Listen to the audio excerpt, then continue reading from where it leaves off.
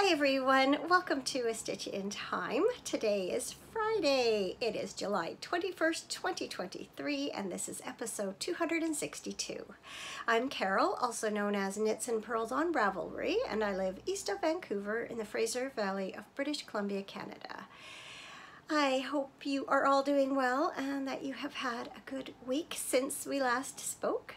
Mine's been pretty good. It's been rather hot here, but thankfully today is a little cooler than it was yesterday, and we do have a cooling trend heading into next week, so I will take it.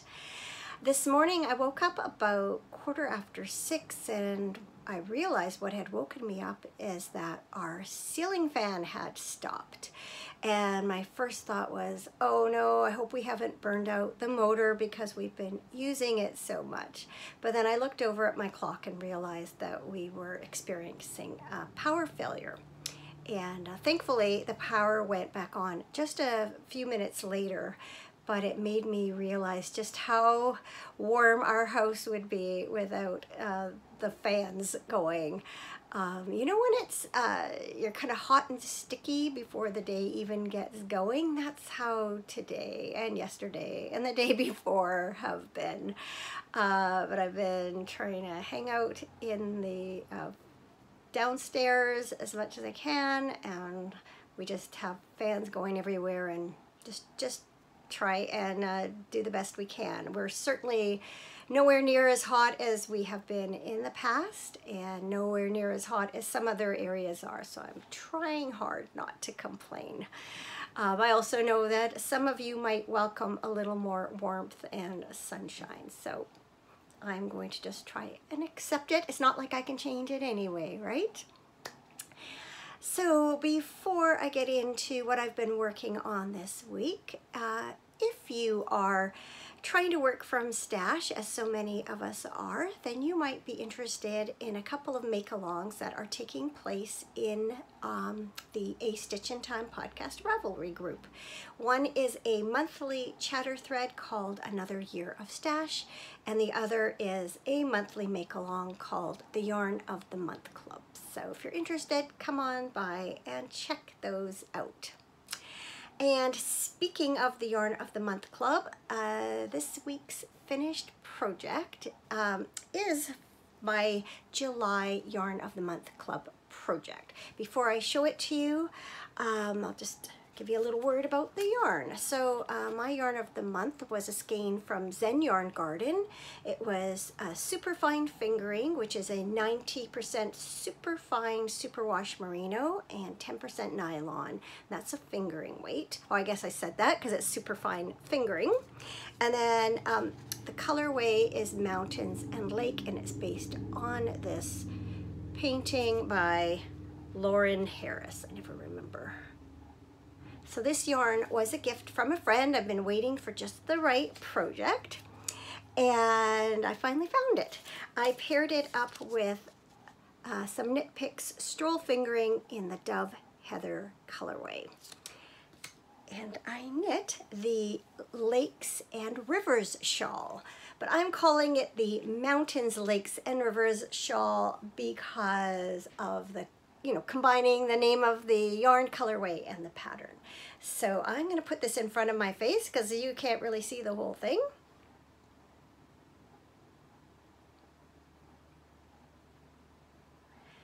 It is quite a long crescent-shaped shawl with this really cool stitch pattern, which is created using short rows. If you can turn the heel of a sock, you could knit this shawl, no problem.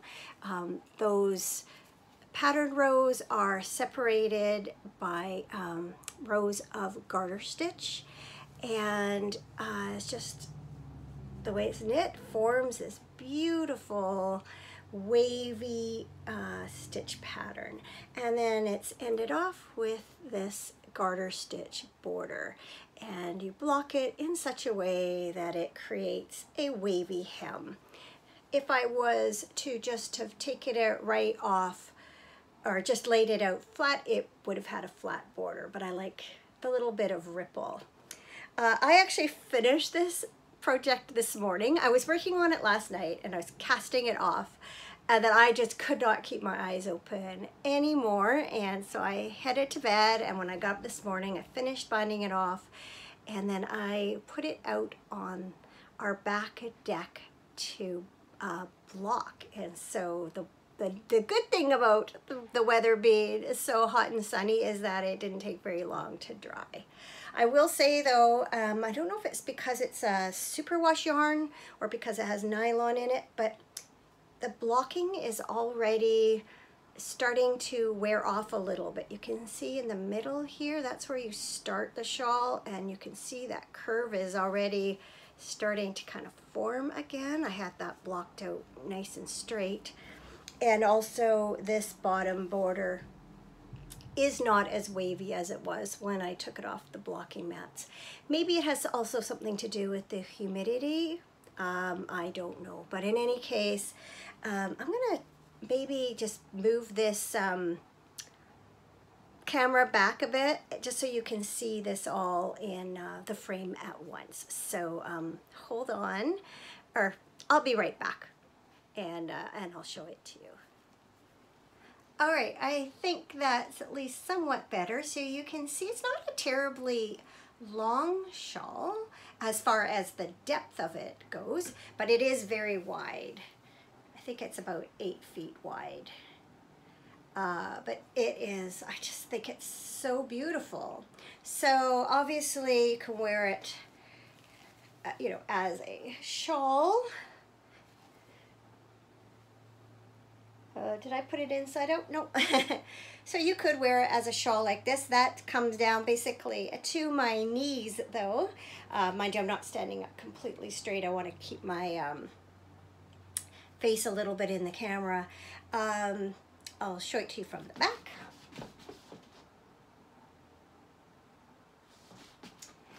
I am far more likely to wear this as a scarf. So something like this, possibly tying the ends like that. I think that looks quite nice. Or even wrapping it around even more so that these ends kind of get hidden in the back, and then it looks more, you know, like a cowl. But I just think it's gorgeous. I'm so happy with it, and I so enjoyed working on this. It was very enjoyable. So I'm going to bring the camera in closer, give you one last look, and then I'll show you a work in progress. Whew, that is way too warm to wear. So yes, there you go.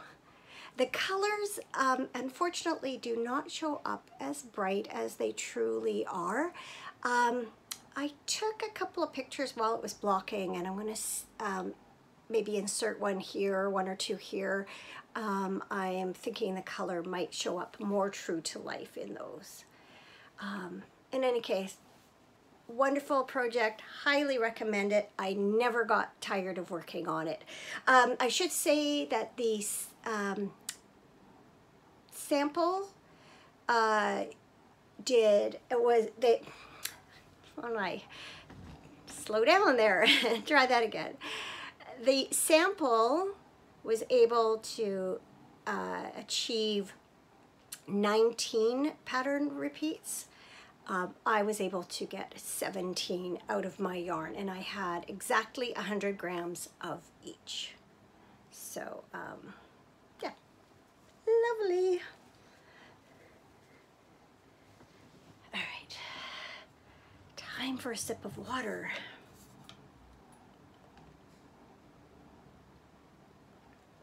I'm using my, I don't know if you can see it, it says, "Don't talk to me, I'm counting." This was a gift from Shining. Is that any better? Not really. This was a gift from my son and daughter-in-law. All right. Sorry, I just crunched some ice. Probably heard that. I only have one knitting work in progress because I have been working on that shawl and some cross stitch a lot this week. So it's a pair of socks made from this yarn. This is Dream in Color Smooshy. And this is the Chinatown Apple colorway. Smooshy is 100% superfine Australian merino superwash, but it is spun and hand-dyed in the USA. At least it was back then when I bought this, which was eons ago. I don't know if that has changed at all, but I guess this skein was anyway. So I have this much done on sock 2. Oh, I should tell you what pattern this is. These are the Seed Pod socks by Helen Stewart of Curious Handmade. It's the 3rd pattern in this year's Handmade Sock Society. So all I have to do on this sock now is knit, knit, knit, do a traditional heel flap and gusset heel, and then knit, knit, knit, and do a toe. And if I do that, I will end up with this because I've already finished one. So love how this turned out. I think this was the perfect yarn. I think that this yarn gave really nice stitch definition to the pattern. Has a 1x1 twisted rib, as you can see, and the tonal variations in the yarn helped to keep it interesting, because you could kind of see how the colors were knitting up. So yeah, now this has basically become a plain vanilla sock, which is great because I always like to have at least one of those on hand. So I do have some little markers in there just to mark where I end the gusset decreases and where I start the toe decreases, and that will help for when I make sock number 2. So I am quite confident that this pair will be done next time I record. Not that it's a race or anything, but I do want to finish this pair before pattern number 4 comes out at the beginning of August. And I'm well on my way. And that leads us to my cross stitch. So last episode I showed you that I had brought this out of hibernation. It's called the Autumn Bell Pull by Stoney Creek from August of 2006. It looks like this. And last week I was about maybe a little more than halfway through the second U.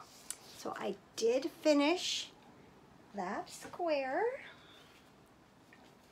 There it is. I'm gonna cover up my face again and just bring that in really closely so you can see it well.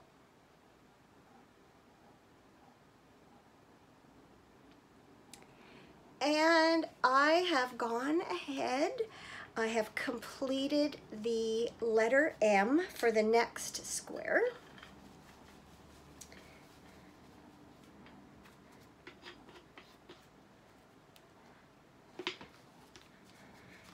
Just tightening up my frame here.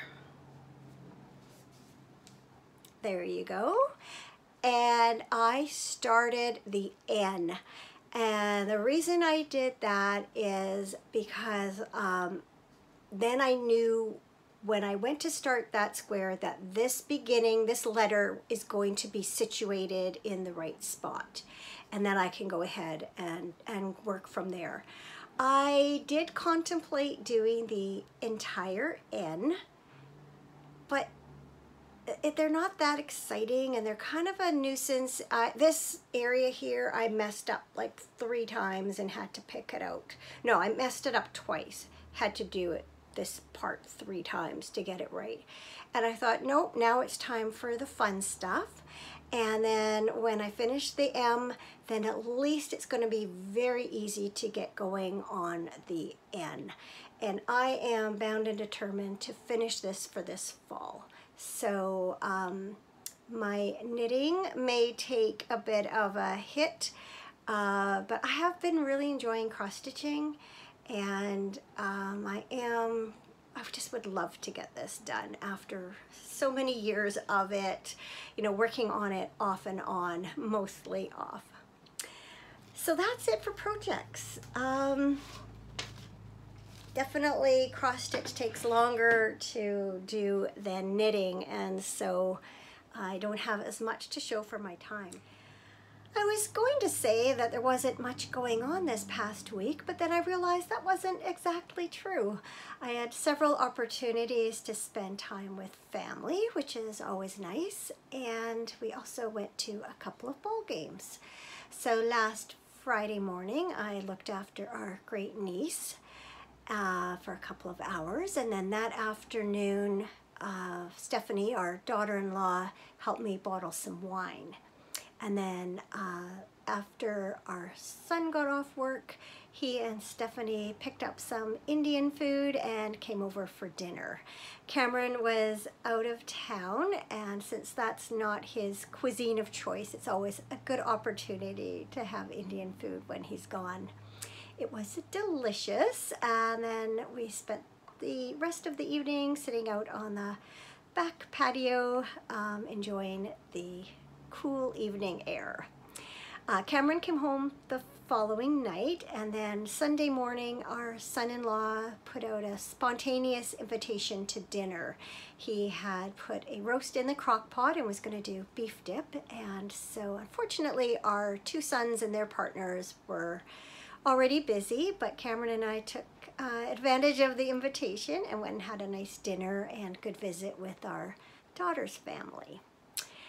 And then yesterday, I looked after our youngest granddaughter while her parents were at work. I knew we would see her Wednesday night at ball, so I suggested that we bring her home with us and have her sleep over, and that way it would just be easier for everybody in the morning. So she was quite excited about that idea, and we had a nice time with her Wednesday evening, and then Cameron left to go to town again yesterday morning, and she and I had a good day together. He comes home tonight.